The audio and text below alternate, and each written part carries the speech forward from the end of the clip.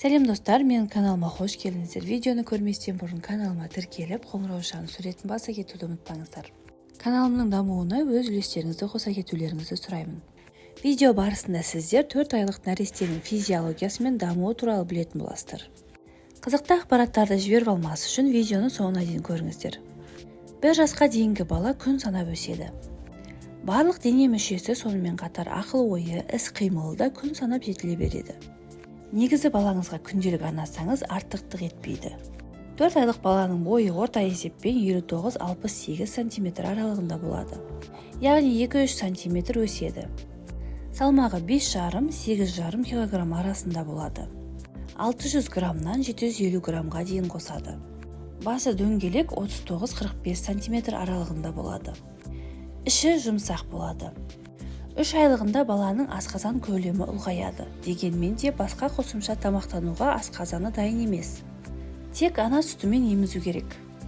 Осы 4 айлығында баланың аузынан сілекей көп бөліне бастайды. Кейбір ата-аналар баламның аузынан су көп ағатын болып жүр. Ол неліктен деп сұрап жатады. Себебі бала 4 айлығында кез келген затты аузына тыға беретін болады. Ал сөлдің антисептик қасиеті бар.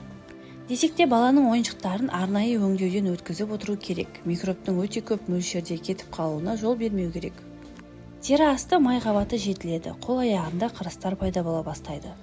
Тамағының астында бұғағы шығады. Бұлшық еттер жетілуде арта түседі. Ет бетінен жатқан бала басын иығымен қоса ұзақ көтеріп тұра алады. Және де алақанын тіреп, кеудесін барынша көтереді, басын көтеріп жан-жағына қарайды. Шалқасынан жатқан бала қол аяғын және басын көтеріп отырғысы келетін қимыл жасайды. Осы уақытында шалқасынан жатқан бала ет бетінен немесе керісінше аунап алатын болады. Ет бетінен жатқан баланың алдына бір зат қойса, соған ұмтылады, аяқтарын тырбаңдатып, еңбектеп кететіндей әрекет жасайды. Баланың туылған кездегі гипертонустары толық жойылады. Бала қолына алған затты 30 секунд бойы ұстап тұра алады. Баланы бұрынғыдай сұрағанынша емізе беру керек, және де есте сақтайтын жағдай түнгі ұйқысы мен күндізгі ұйқысын ауыстырып алмау керек. Яғни баланы түнгі 11 мен таңғы 6-да емізген дұрыс. Үлкен дәретке 2 немесе 5 ретке дейін шығады. 4 айлық нәрестелерде 2-4 күнде 1 рет отыруда кездеседі. Егер нәжісі жұмсақ болса, іші ауырып мазаланбаса, уайымдаудың қажеті жоқ. Дені сау, ана үстіне тойып отырған бала күніне 6-10 рет зәр шығарады. Дамуы. 4 айында көзіне түскен заттарға ұзақ қарайтын болады. Ол қозғалмай тұрса да 70-80 см қашықтықтағы заттарды ажыратады. Ата-анасын басқаларынан ажырата біледі. Егер ата-анасын көзіне көзілдірік киіп алса, ажырата алмай қалуы мүмкін. Үрке қарайды, көзілдірігін шешіп қалғанда таңдана қарап тұрады. Анасы екеніне толық көзі жеткенде қуанып кетеді. Көзіне түскен заттарға ұзақ қарап зерттейді.